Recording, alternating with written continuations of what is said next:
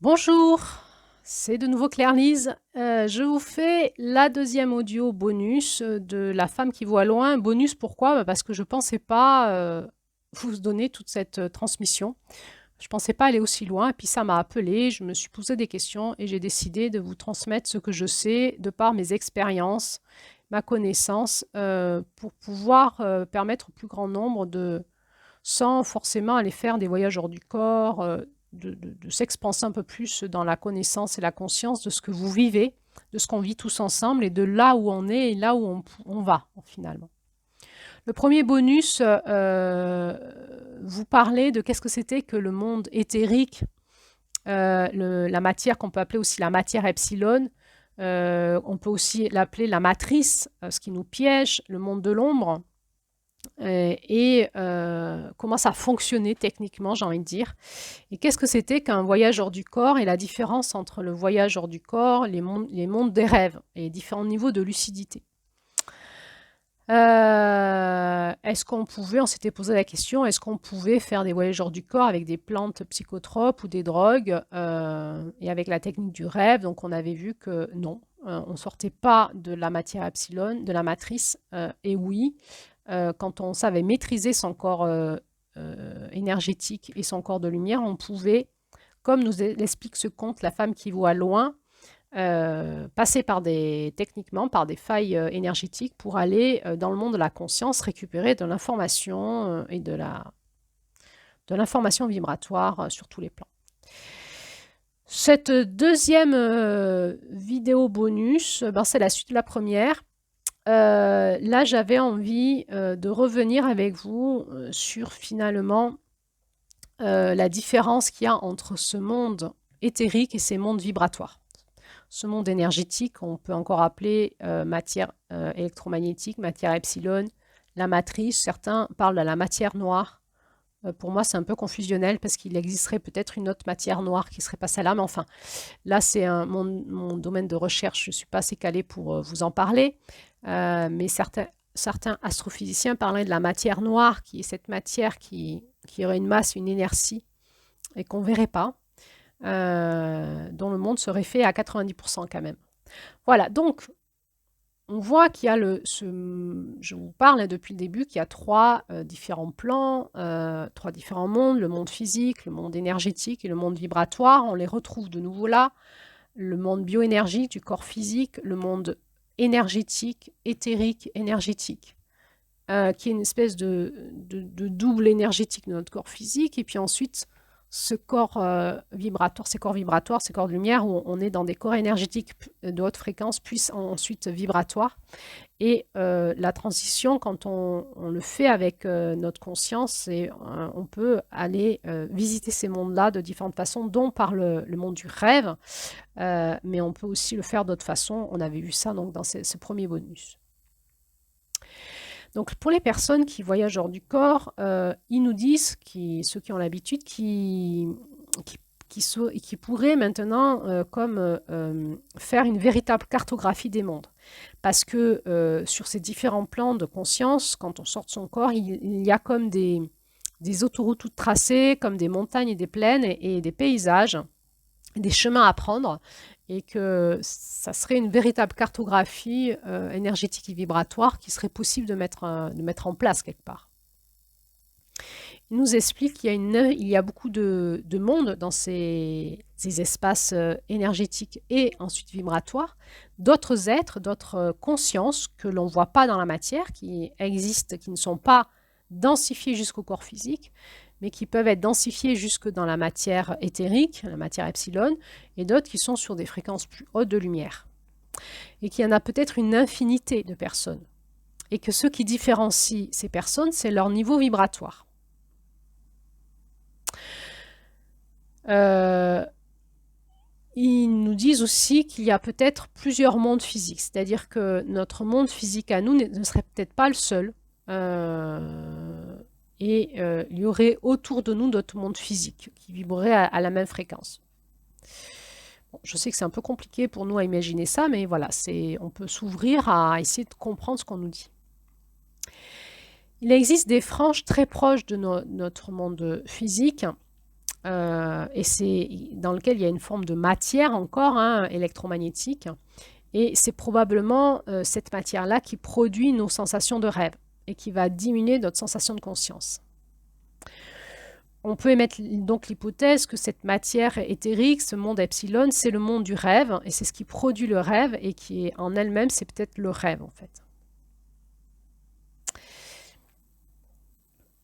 Dans ce monde-là, ce monde epsilon, on peut donc y voyager, rester que dans ces fréquences-là. Donc on a, comme on avait vu dans le premier bonus, qu'on avait comme une bulle de réalité qui nous est propre, notre propre matière qu'on a auto-créée, qui est nos propres croyances, émotions, sensations, notre propre réalité à nous qui nous est propre.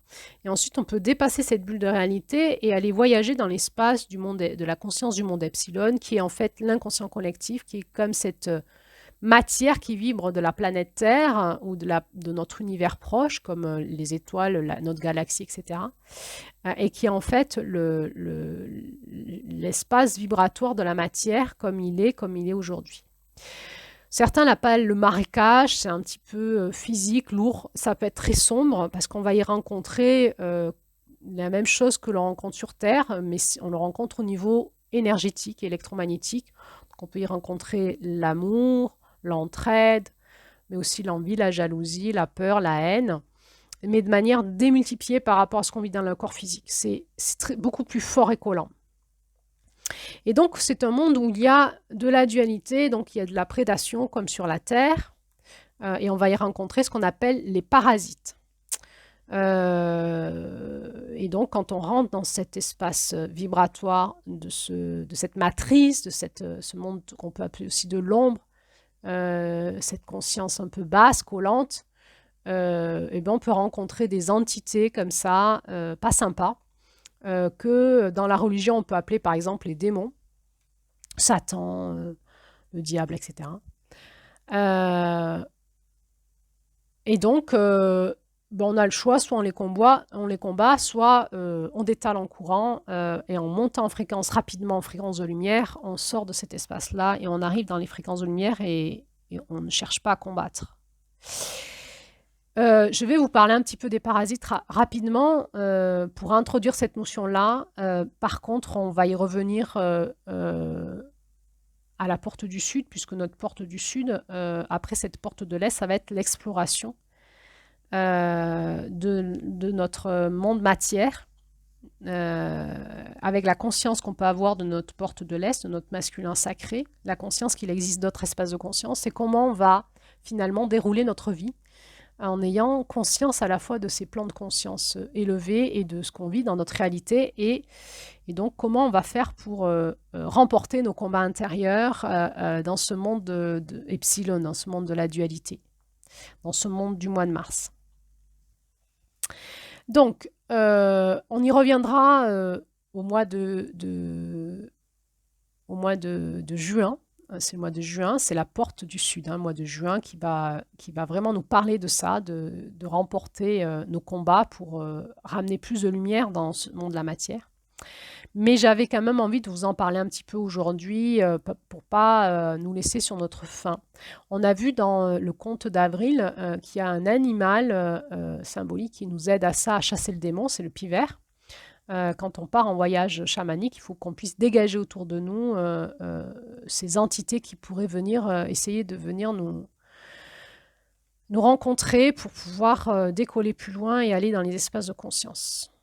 En fait, quand on est dans ce monde epsilon, là, cette matrice, on va voir que l'être humain, c'est en fait une créature qui est parasitée par des créatures énergétiques et qu'il y a une partie de l'humanité qui est comme en esclavage par ces entités énergétiques. Et qui ont énormément de pouvoir sur les êtres humains, sur nous en fait, hein, bien plus qu'on en peut imaginer. Et ils ont un pouvoir sur notre pensée, notre conscience, nos émotions, sur nos décisions, sur la façon dont on va réagir notre corps. Et ils peuvent provoquer jusqu'à des guerres et des massacres.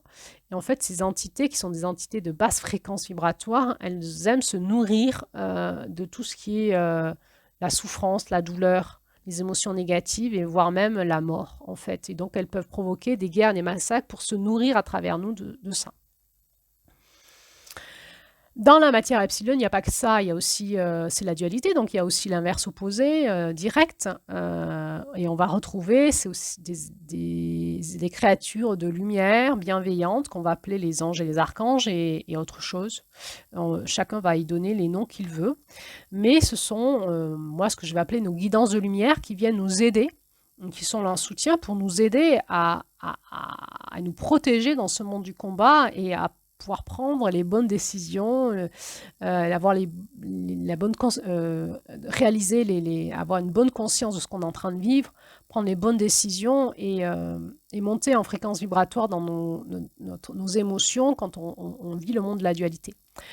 D'où la porte de l'Est, d'où le monde de la dualité, et on avait appris à se reconnecter à ces différents espaces de conscience par la prière pour pouvoir élargir notre conscience dans la matière, dans la dualité. On a donc des guidances qui sont là auprès de nous, et de la même façon qu'il y a des fréquences très négatives, il y a des fréquences très positives, et à nous de savoir nous relier à elles par l'intention, par la prière et par la reconnexion, et de savoir écouter à l'intérieur de nous ce qui nous parle et de pouvoir discerner qui nous parle, d'où ça vient et qui on croit et qui on écoute. Et donc c'est à nous finalement, c'est comme si on avait une radio intérieure où on pouvait mettre le curseur des fréquences que l'on écoute. C'est quand on reçoit de l'information, d'où ça vient, qui nous parle. On va apprendre à le faire et c'était tout l'apprentissage du mois de mars et de cette porte de l'Est finalement. Il existe aussi d'autres réalités, d'autres consciences on va les appeler les petits peuples de la nature. On peut les appeler les elfes, les dévas, les fées, les gnomes, etc. Pour toute personne qui ne sont pas habituées à voir ces êtres-là, à communiquer avec eux dans la nature, hein, ça pourrait vous paraître un petit peu fou ce que je vous raconte là, mais pour les personnes qui ont la capacité de voir dans le monde énergétique, nous les rencontrons, nous discutons avec eux. Ce sont des êtres dans la nature, que l'on trouve dans la nature, qui ont pour fonction souvent de réguler le plan éthérique aussi de la nature, des arbres, des forêts, qui vont travailler avec les élémentaux, le vent, le feu, l'eau, l'air et le temps, entre autres. Hein. Il existe, ils ont des égos aussi, ils peuvent avoir peur, ils sont fragiles, il faut négocier avec eux. C'est pas là, le petit peuple de la nature, on n'est pas dans des guidances de lumière, on est dans un peuple, des êtres qui vivent comme nous sur Terre, mais qui sont pas allés jusqu'à la réalité. Leur fonction n'est pas de gérer le monde biologique, mais le monde éthérique. Ils sont là. Et ils coexistent avec nous en permanence. Donc, dans ce monde énergétique, en fait, on va voir qu'il y a une multitude de choses qui expliquent le comportement humain. On peut prendre conscience que nous, les êtres humains sur Terre, on est dans un système de codépendance avec ce monde énergétique et que c'est excessivement complexe finalement. Donc il y a comme une espèce de conscience collective qui déborde de notre corps physique, qui est la matière énergétique, et dans lequel nous, les humains, on va puiser nos idées, nos sentiments et nos concepts. On peut vraiment parler de matrice énergétique. Et cette matrice, je le répète, est le fruit de ce que nous émettons physiquement à travers nos corps physiques, nos émotions, nos pensées, nos croyances, nos sensations, dans cet inconscient collectif. Donc nous sommes tous co-responsables de ce que nous émettons dans cette matrice et comment nous allons l'utiliser pour créer la matière et créer notre monde en fait. Dans ce monde énergétique, avec ces créatures énergétiques, donc nous sommes aussi des créatures énergétiques, nous sommes à la fois des créatures physiques, mais aussi des créatures énergétiques et des créatures vibratoires. Donc toute la complexité, finalement, ça va être de pouvoir gagner en maîtrise de ces différents plans de conscience pour maîtriser qui on est finalement et notre pouvoir créateur.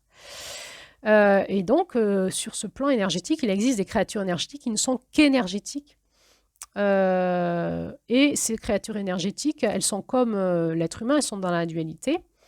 Donc, elles ont des intérêts, elles peuvent générer de la manipulation pour servir leur intérêt. Et il y en a qui sont plus ou moins dans des fréquences de lumière et d'amour et de bienveillance et de soutien, et d'autres qui sont plus ou moins dans des fréquences plutôt négatives.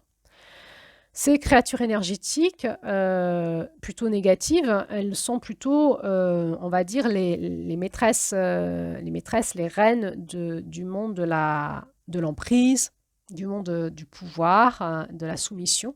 Et en fait, ce qu'elles veulent, elles veulent tout sauf que l'être humain soit autonome et libre.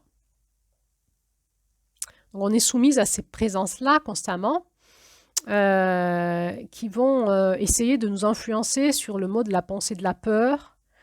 Et entre autres, on va retrouver dans notre entourage, chez les personnes qui ne sont pas allées jusqu'à l'expérience du monde énergétique, des personnes qui vont nous faire peur et nous avertir de ne pas finalement faire ces pratiques-là, parce qu'on pourrait se perdre, ne pas revenir, se faire attaquer par des parasites, devenir possédé, etc. Que c'est un monde de l'occultisme, il ne faut pas y aller, il ne faut surtout pas y aller. Il faut savoir que de mon point de vue, ces personnes qui veulent votre bien et qui voudraient pas que vous perdiez sont elles-mêmes perdues et sont elles-mêmes soumises à ces entités qui nous freinent pour aller dans le monde de la conscience. Ça, c'est mon point de vue.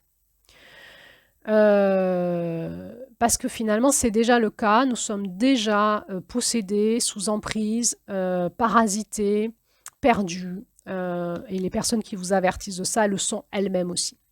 Alors, qu'est-ce que c'est qui nous tient comme ça dans cette matrice? C'est cette matrice, c'est là où nous, on va se nourrir. Comment on va nourrir notre âme? Comment on va nourrir nos espaces énergétiques? On va le nourrir en écoutant certains médias, en écoutant certains films, certaines musiques, en se regroupant dans certains groupes qui vont créer des égrégores énergétiques dans lesquels on va se nourrir, c'est-à-dire on va baigner dedans et notre corps énergétique, notre matière epsilon, elle va baigner, elle va s'imprégner de ça. Ça peut être des groupes religieux, ça peut être des groupes politiques, ça peut être ces fameux groupes où on fait partie de type rêve party, des groupes de musique. Je pense aussi aux groupes sexuels, à certains groupes professionnels. Finalement, il y a des groupes qui émettent une fréquence énergétique de basse fréquence. Et dans ces groupes-là, les entités de basse fréquence vont dominer, influencer et se nourrir de l'âme des personnes. Et en côtoyant ces groupes-là, on va se faire parasiter de manière accélérée et exponentielle. On devient un véritable vivier. C'est comme si notre corps de lumière, notre âme se faisait piéger. On devenait un véritable vivier pour ces entités énergétiques. Donc, je voudrais encore remettre en garde ici aux pratiques qu'on peut avoir, certaines personnes peuvent avoir, festives par exemple, et prendre de la drogue, de l'alcool, jouer avec le sexe. Tout ça va générer des failles dans nos protections énergétiques au niveau de notre âme, de ce corps de lumière.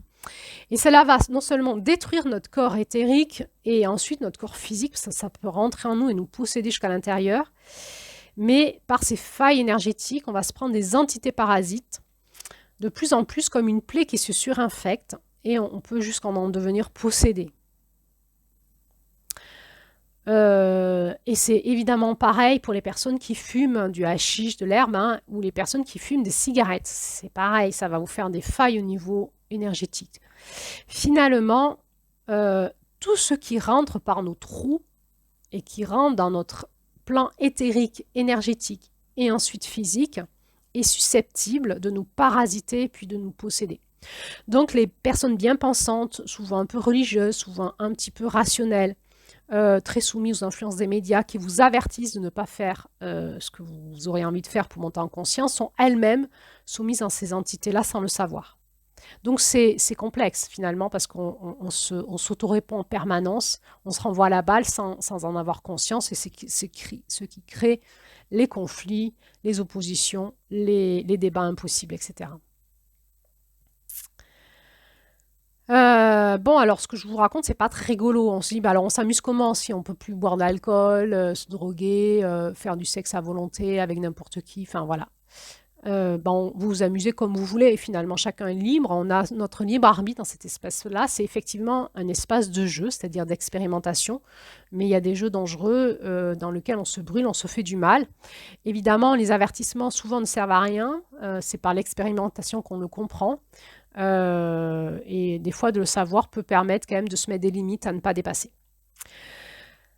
Ces pratiques-là nous mettent dans des états de dépendance. Dès qu'on est dans des états de dépendance, dépendance à une substance, dépendance à un jeu, je pense beaucoup au monde actuellement, au monde des jeux vidéo, qui met dans des états de dépendance pas possible, vous pouvez être sûr que derrière, vous êtes complètement téléguidé par des entités éthériques qui se nourrissent de vous et de votre esprit et qui va créer une matière epsilon autour de vous de basse fréquence et qui va vous demander d'avoir envie de toujours plus jouer, de toujours plus regarder ce genre de film, de toujours plus écouter ce genre de musique et qui va influencer vos émotions, vos idées, vos fréquences et qui va vous manipuler, se servir de vous et vous faire perdre votre vie, voire perdre votre âme finalement, puisque votre âme, elle va se déconstruire et en ce conte du mois d'avril, c'est vraiment ce thème-là en fait.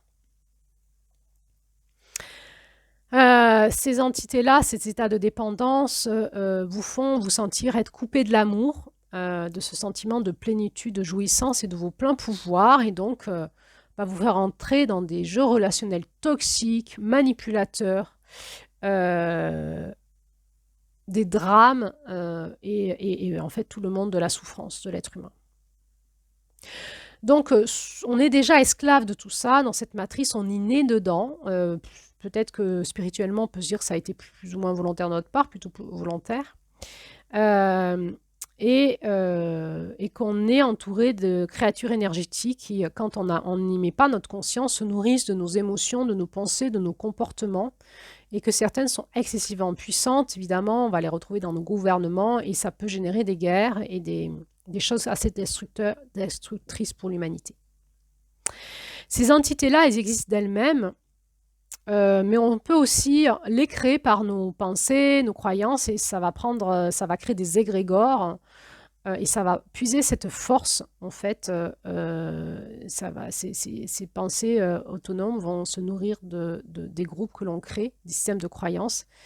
Il peut y avoir des égrégores familiaux, par exemple, dans lesquels on est enquisté, on n'arrive pas à s'en sortir, parce qu'on peut être dans des familles qui ont certains systèmes de croyances et qui nous enquistent dedans, et qui ne nous permettent pas d'être libres, d'être nous-mêmes.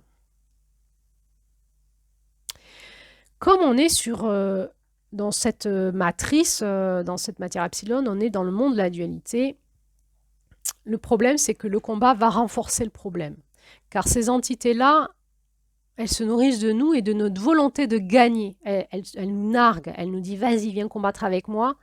Hein, tu vas être plus fort, on va voir qui va être plus fort et tout. » Et finalement, elles sont plus fortes que nous et elles vont nous happer, elles vont se nourrir par notre volonté de gagner. On va dépenser beaucoup d'énergie à essayer de se libérer en permanence. Et en fait, plus on dépense de l'énergie pour se libérer, plus on va être pris dans ce piège. Cette piège, c'est comme une prison qui se renferme sur nous. Elles vont tenter de nous influencer par la peur. Elles vont nous influencer par nos perceptions. On peut devenir un peu paranoïaque, on peut voir les gens sur leur côté sombre, par nos sentiments, par nos croyances, par nos décisions. Et elles vont nous manipuler. Et le problème, c'est que nous croyons que c'est nous qui pensons, qui agissons, et c'est elles à travers nous qui agissent. Bon, ça, c'est la réalité où on est aujourd'hui. Je suis pas là pour... j'ai pas envie, j'ai pas l'intention de nous plomber. Simplement, j'ai plutôt envie de dire, regardez, ouvrez les yeux. Qu'est-ce que vous vivez? Comment ça se passe chez vous, dans votre couple, dans votre sexualité, avec vos enfants, avec vos parents, avec vos amis, quand vous faites la fête? Comment c'est pour vous? Voilà. Est-ce que vous êtes heureux? Comment vous vous sentez dans ce monde de la liberté intérieure, de l'amour, de la joie, de la paix, de la confiance? Finalement, qu'est-ce que c'est qui nous protège? C'est notre corps physique. Notre corps physique qui nous protège, sauf si on va le mettre dans un vivier comme des égrégores, ou si on abîme notre espace de protection. Je pense au traumatisme, là on a vu le viol hein, ce conte-là nous fait tout casser, et la sexualité aussi. Pourquoi la sexualité? Parce que c'est le monde de l'énergie, la sexualité. L'énergie sexuelle, c'est ce monde epsilon, le démarrage des envies, des instincts, des vouloir posséder l'autre, le prendre, l'avoir. Et c'est ce monde de la matière qui démarre et qui va chercher à s'élever vibratoirement. Donc par la sexualité, qu'on va appeler la sexualité sacrée, divine, nous avons une possibilité, là aussi, d'utiliser notre énergie sexuelle pour pouvoir, par la sexualité, nous élever à deux dans le couple et pouvoir dépasser ce monde, finalement, epsilon, érotique, et nous élever dans quelque chose, dans un plan plus subtil et divin. Et on peut utiliser la sexualité comme un chemin initiatique de l'amour et de la guérison énergétique. C'est probablement ça le concept initial de la sexualité qui a été dévoyé. Et donc, en fait, finalement, entre autres, quand on est une femme et qu'on reçoit les énergies d'un homme, en fait, on va vraiment recevoir les entités énergétiques de cet homme dans notre corps physique. Et c'est très compliqué pour une femme parce qu'on peut se faire vraiment choper par des entités en bas astral dans notre utérus. Il faut savoir que notre utérus est un exponentialisateur d'énergie et donc ça peut nous mettre dans des états difficiles. Vous savez, qu'est-ce qu'on dit dans notre monde physique? On dit c'est une mal baisée. Bon, c'est assez péjoratif, c'est pas respectueux du tout, mais il y a une part de vérité. Une femme mal baisée, elle va pas bien. Donc les hommes, remettez-vous en question, qu'est-ce que vous envoyez dans le corps énergétique de votre femme, de votre compagne, de votre amoureuse, dans son corps physique énergétique. Et vous les femmes, à quoi vous vous ouvrez sexuellement, à quoi vous dites oui, comment vous faites pour transformer ce que vous recevez dans votre corps physique et le transmuter à quelque chose de meilleur. C'est tout le travail sur ce féminin sacré et nous sommes en plein cœur du sujet. Sachant que la porte du Sud va nous y amener, puisque le mois de juillet, qui est la dernière lune de la porte du Sud, c'est le mois de la sexualité sacrée, entre autres, il n'y aura pas que ça, et de l'accomplissement du masculin. Et donc, évidemment, je parle là du masculin, des hommes et des femmes. Vous, les femmes, à quoi vous dites oui, à quoi vous vous ouvrez sexuellement, et qu'est-ce qui se passe dans votre corps derrière? Nombre de femmes que j'ai dans des groupes de femmes ou en thérapie individuelle qui m'expliquent qu'elles en ont marre de leur couple, qu'elles sont fatiguées, etc. Et on va retrouver entre autres des entités sexuelles dans leur corps qui les plombent. Donc nous sommes protégés par notre corps physique, sauf s'il y a des traumatismes de type donc viol, la sexualité dévoyée, évidemment les drogues, donc certains aussi médicaments comme des anesthésies ou les chimios, etc. Il est conseillé quand vous avez certains traitements de derrière vous faire des soins énergétiques pour restaurer vos protections énergétiques. Ici, là, en tant qu'ancienne infirmière, je ne vous rentrerai pas dans la dualité. Est-ce qu'il faut se faire soigner par des médicaments ou pas? Moi, je pense que oui.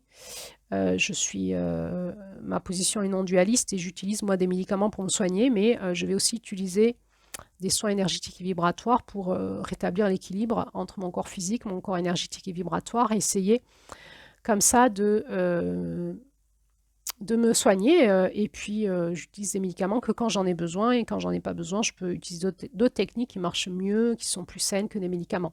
Mais ça, c'est une maîtrise de soi et de sa médecine personnelle, mais je ne vous conseille pas de vous couper des médicaments, mais plutôt de reprendre conscience qu'il existe différents types de médecines, dont les médecines alternatives, et aller voir des bons praticiens qui sont capables de restaurer vos corps énergétiques.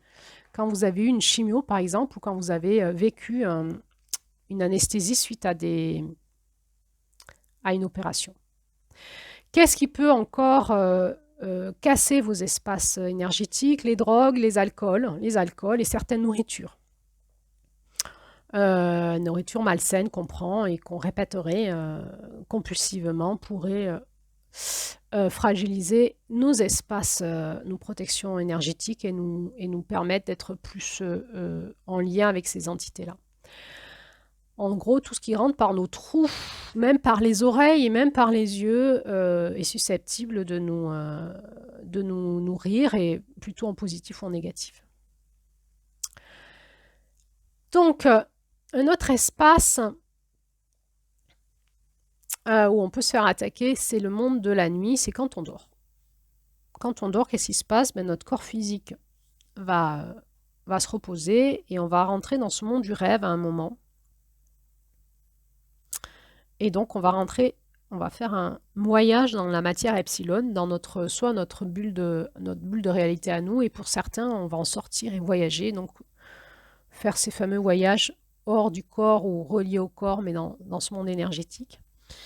Et on peut rencontrer à ce moment-là, si on est déjà défoncé, si on a déjà des protections très fragiles, des entités qui pourraient nous bousculer un petit peu. Donc, d'où certaines personnes qui ont des rêves agités, qui font des cauchemars, qui ont des terreurs nocturnes, des paralysies ou des insomnies, qui ont des difficultés à s'endormir par peur, par traumatisme.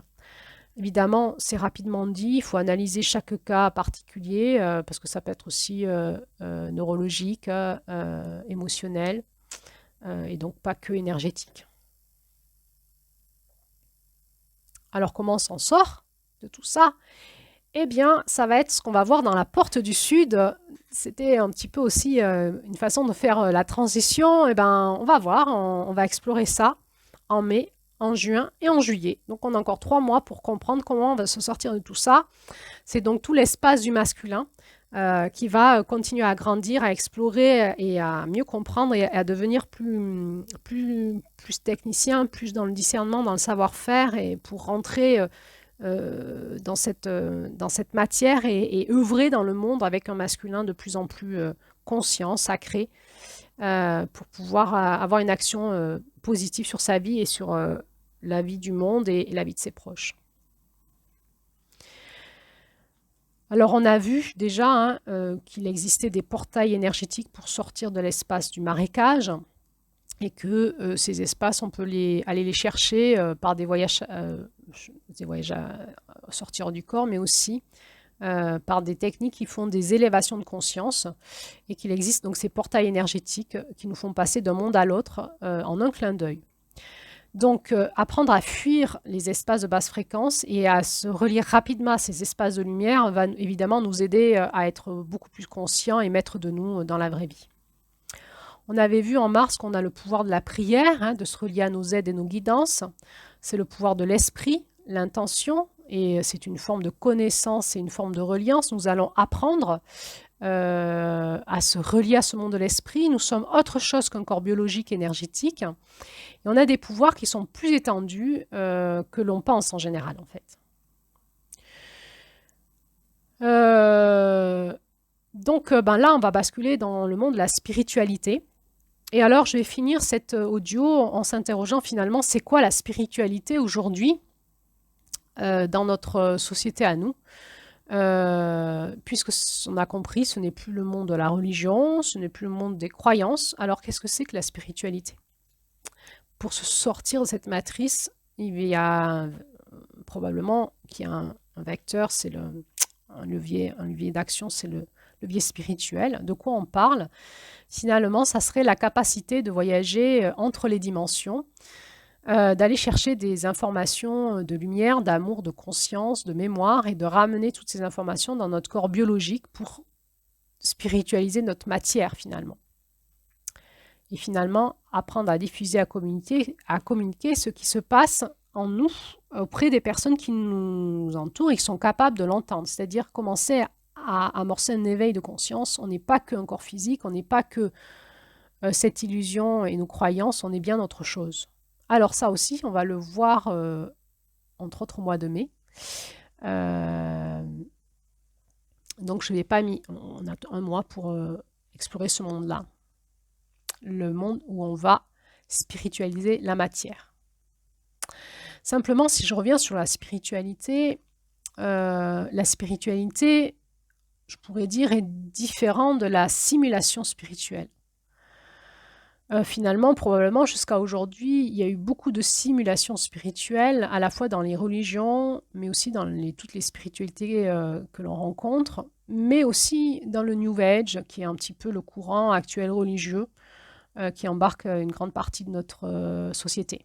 Celles qui veulent se libérer justement du monde de la matière pourraient aller vers le monde du New Age, mais tomber de nouveau dans la matrice, et cette matrice de fausse lumière, ces entités qui les attendent là et qui créent une nouvelle religion. Qu'est-ce qu'on va rencontrer dans le monde religieux, spirituel ou New Age? On va rencontrer donc ces simulations. Faire comme si, c'est des gens qui se racontent des histoires et qui vous racontent des histoires et qui vous encouragent à vous raconter des histoires. Ils vont adopter des tenues, comme des clergés par exemple. Ils vont adopter des croyances, des dogmes qui vous conviennent, des rites, des discours, des attitudes. Ils vont faire semblant d'incarner une forme d'amour, de non-ego. Et surtout, ils vont vous dire que vous n'avez pas d'amour et vous avez un ego. Le but, c'est d'avoir le pouvoir de manipuler, de dominer et de justifier par un discours bien pensant, bienveillant, l'assouvissement de leur propre ego. Et ça peut aller jusqu'à l'abomination. C'est pas dit comme ça. C'est le monde du gouroutisme, de la secte, des sectes, mais aussi de tous les courants et professionnels aussi. Hein. Je suis sûre que vous savez de quoi je parle. Alors, ça va du plus abominable au moins abominable. Et quand on est un professionnel de l'énergie de la vibration, en principe, on est tout le temps en train de se poser des questions. Où est la limite entre ma gouroutisation et mon soin?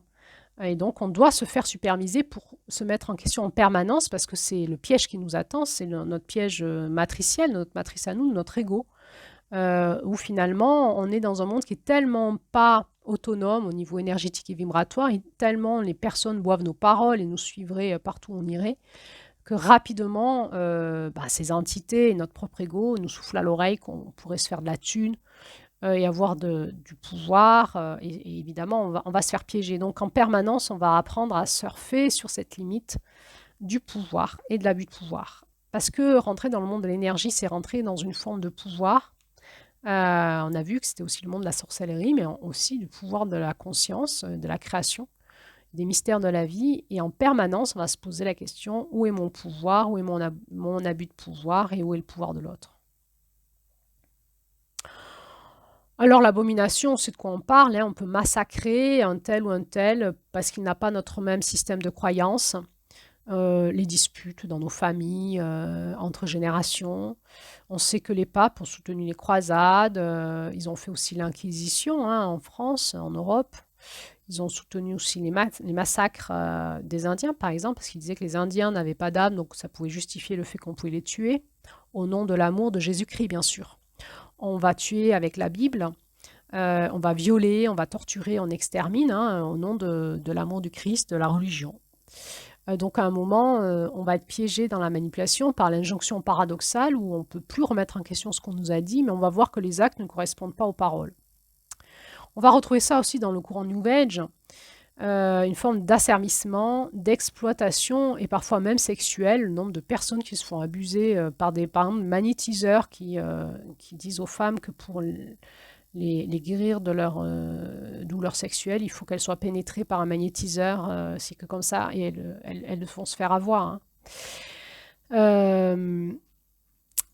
On va avoir aussi une exploration de certains dogmes, courants spirituels, et c'est vraiment le monde New Age, c'est vraiment le monde alternatif, c'est vraiment un monde, un univers où c'est rempli de fausses lumières, de faux maîtres, et de spiritualité simulée.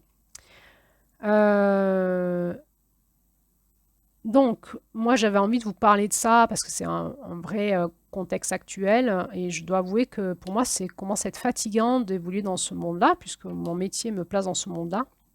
Je commence à être fatiguée de voir des gens se faire avoir ou être cassés ou remettre même en question ce que moi je fais parce que c'est pas comme l'on dit leur maître spirituel. Et c'est vrai que je suis depuis 2 ans remise en question sur mon propre métier. Est-ce que je continue et comment? Parce que je suis fatiguée finalement de cette lourdeur qu'il y a dans ce monde spirituel et que j'ai plus envie d'alimenter de mon côté. Alors comment on fait pour faire la différence entre une personne, on va dire spirituelle, et une personne qui simule? Eh bien, on ouvre son 3e œil. Voilà, c'est la femme qui voit loin. Hein. Notre masculin sacré qui est pas bête et on va regarder l'aura de la personne, leur âme, hein, la lumière qu'il dégage. Qu'est-ce qu'on va voir?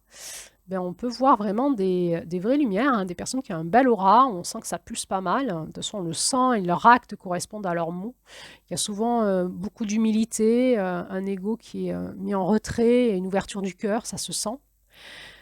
Puis on va voir aussi des fausses lumières, hein, avec des belles paroles, une belle façade, une belle lumière superficielle. Et puis derrière, dans l'aura, c'est très très possédé, investi de fausses lumières, de sombritude. Alors on peut voir que certains sont très très sombres, certains sont très lumineux et d'autres sont clivés. Hein. C'est pas dualiste, il y a les sombres et les lumineux, il y a aussi ceux qui ont des fréquences de lumière et mélangées avec des fréquences d'ombre. Et des fois, certains sont clivés, donc on a une âme en fait devant, par exemple, qui est très lumineuse et derrière qui est très possédée. Et évidemment, ça va nous mettre dans le monde du discernement. Alors ça sera le mois de mai. Le mois de mai sera le mois du discernement. On anticipe un petit peu notre porte du Sud. Mais ça me paraissait important déjà de vous introduire ça pour qu'on puisse y aller plus loin dans la porte du Sud. Alors, je vais finir par cette notion de spiritualité incarnée, finalement. Finalement, c'est quoi? Qu'est-ce qu'on cherche dans ce monde de la conscience, dans ce monde spirituel, et qu'est-ce que c'est qu'incarner sa spiritualité? Quand on voit dans le monde énergétique, on voit un autre cordon. On a parlé de la corde d'argent qui est derrière la nuque, là, qui relie le corps physique au corps de lumière. Et puis, il y a un autre cordon qui est une corde d'or qui sort du dessus de la tête et qui relie notre corps physique à notre être spirituel. On n'est pas que dans le corps physique, on est aussi dans les corps énergétiques et on est aussi dans les corps vibratoires. Dans ces espaces de lumière, ces différents mondes, on y est aussi, on y existe, notre présence y est.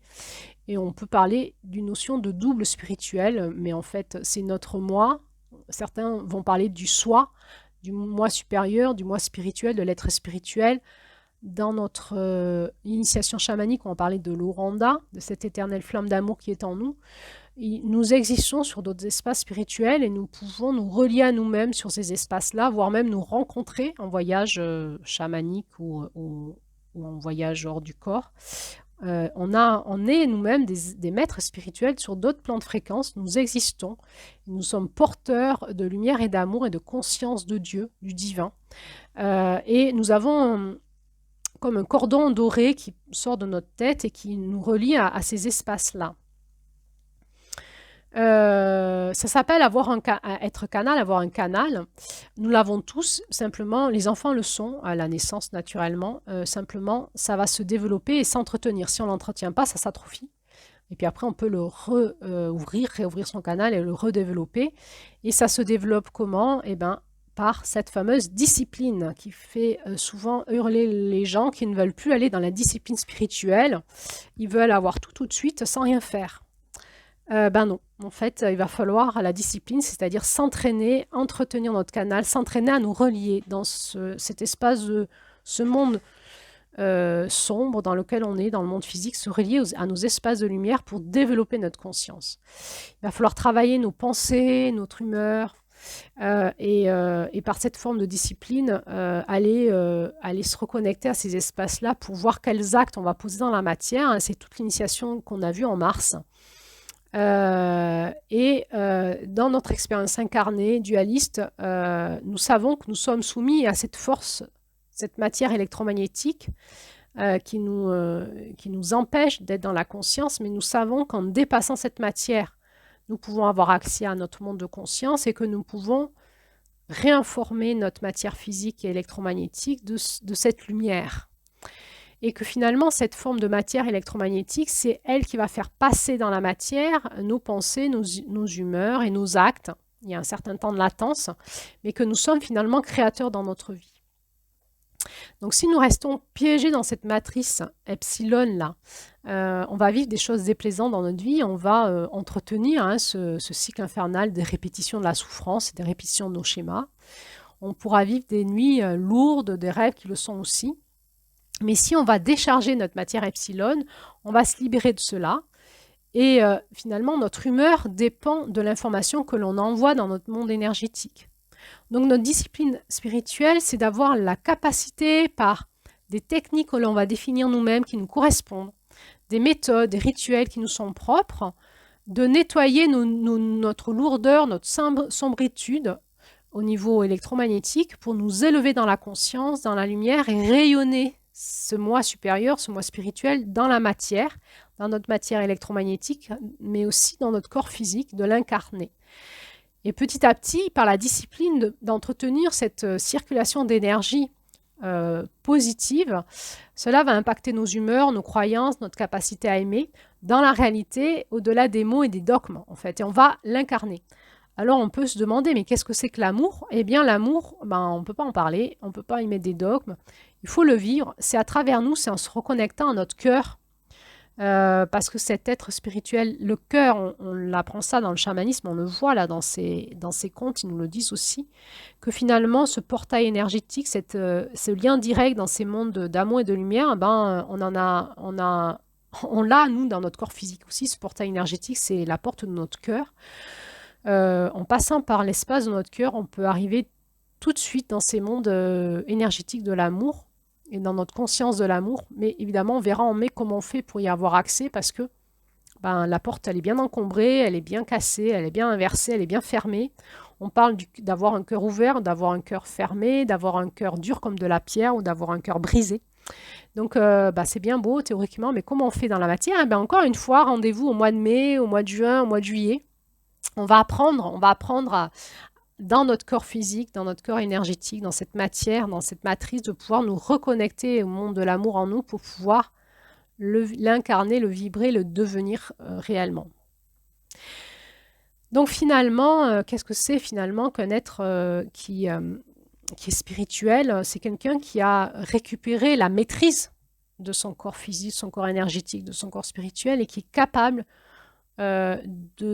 d'informer dans son corps énergétique cette fréquence d'amour et de lumière, et dans son corps physique aussi. Ça va changer sa vie. Ce qu'il va dire, il le dit avec conscience, avec expérience, et il va le faire. Il va incarner ses actes, vont incarner ses dires, et on va voir en fait dans son aura une réelle aura de lumière. On va voir que son corps physique est lumineux. Souvent, c'est des gens qui paraissent plus jeunes que ce qu'ils font. Ils ont comme une peau un petit peu qui diffuse la lumière dans leur corps physique, dans leur regard, dans leurs yeux, dans leur comportement, dans leurs actions, dans leurs pensées, dans leurs dires. Ils sont comme des étoiles qui sont sur Terre. Voilà. Et là, on va parler du maître spirituel. C'est quoi un maître spirituel? C'est quelqu'un qui enseigne ça. Qui enseigne ça. Donc, c'est pas quelqu'un qui est le gourou. Ce mot, il est à double tranchant parce que en Inde, le gourou, c'est un maître spirituel, mais en France, un gourou, c'est quelqu'un qui a créé une secte ou un mouvement sectaire. Maître spirituel, c'est celui qui a la maîtrise de ses énergies, qui va enseigner des disciples, des élèves, par l'expérience, à retrouver la maîtrise de leur énergie. Alors, il y a des maîtres, on le voit dans leur aura, dans ce qu'ils incarnent, leurs paroles, leurs actes incarnent leur enseignement. Et puis, il y a les faux maîtres. Les faux maîtres, ceux qui disent et qui ne font pas. Et comment les reconnaître, ces faux maîtres? Encore une fois, on va aller le voir ça dans la porte du Sud. Et puis, comme on sort aussi de la dualité, il y a les maîtres et les faux maîtres, et puis il y a les maîtres qui sont piégés. C'est pas si simple que ça, en fait. En permanence, nous sommes en train d'explorer notre monde de dualité, notre porte de Mars, notre monde de la conscience, nos mondes des émotions. On se fait piéger. Accepter de pouvoir diffuser notre conscience au monde, c'est aussi accepter de se confronter au monde du pouvoir et de l'abus de pouvoir et d'aller expérimenter. Et on va tomber, on va se relever. C'est pour ça, encore une fois, que je dis qu'il faut se faire superviser. Il faut avoir soi-même, avoir choisi son propre maître spirituel qui nous aide dans ce chemin initiatique, parce que enseigner, diffuser, aider, soigner, faire comprendre, faire prendre conscience va nous soumettre à des forces qui ne vont pas vouloir qu'on monte en puissance de lumière et qui vont essayer de nous piéger. Donc, on va retrouver des maîtres qu'on a suivis, qui à un moment vont se faire piéger, nous-mêmes, moi-même. C'est pas que nous ne sommes pas à l'abri de ça, c'est que nous allons nous faire piéger, nous nous faisons piéger. Nous tombons et nous nous relevons, d'où l'importance d'être supervisé, de se remettre en question, d'être suivi par même plusieurs, peut-être, superviseurs. Et d'où aussi pour vous, si vous choisissez certains stages, certaines pratiques, de vérifier que les maîtres que vous choisissez sont supervisés par un ou plusieurs superviseurs, savent se remettre en question, ont une certaine maîtrise d'eux-mêmes, d'aller voir dans leur corps de lumière ce qui vibre, pour savoir à qui vous allez affaire, à qui vous acceptez qu'ils vous fassent un soin au niveau de vos corps énergétiques, parce qu'on peut se faire aussi dans des soins piégés et récupérer des entités par des massages énergétiques, par des soins énergétiques. Tout ça, c'est très complexe. Il n'y a pas du bien, il n'y a pas du mal, c'est complexe. Et on est dans ce monde complexe où il y a un éveil de conscience au monde de l'énergie. Et dans cet éveil de conscience, on va faire les erreurs des premiers pas et on va se faire piéger. Voilà, donc le défi pour nous, c'est d'arriver à inonder de lumière notre corps physique, notre corps énergétique et de l'incarner. C'est d'arriver à nous reconnecter de notre corps biologique à des connexions, à des fréquences les plus élevées sans sortir de notre corps physique, de nous reconnecter à nos fréquences de lumière, d'amour, de conscience, à ce que je pourrais appeler notre famille cosmique. Alors, on va continuer, hein, on n'en est qu'à la porte de l'Est, on a encore 4 autres portes à passer pour y arriver, la porte du Sud, la porte de l'Ouest, la porte du Nord et la porte du Centre.